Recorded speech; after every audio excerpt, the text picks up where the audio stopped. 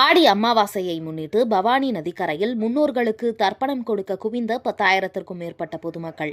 கோவை மாவட்டம் மேட்டுப்பாளையத்தில் உள்ள பவானி நதிக்கரையில் பத்ரகாளி அம்மன் கோவில் சாலையில் அனைத்து இந்து சமுதாய நந்தவனம் அமைந்துள்ளது.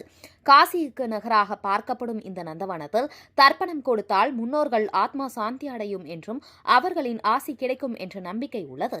இந்த நிலையில் இன்று ஆடி அமாவாசையொட்டி அதிகாலை முதலே 10,000க்கும் மேற்பட்டோர் இந்த நந்தவனத்தில் காத்திருந்து பவானி நதிக்கரையில் முன்னோர்களுக்கு தர்ப்பணம் கொடுத்து வழிபட்டு சென்றனர்.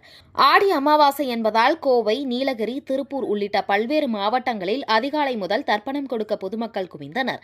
பொதுமக்கள் வசதிக்காக தனித்தனியாக தடுப்புகள் அமைக்கப்பட்டு தனி கவுண்டர்களும் ஏற்படுத்தப்பட்டன.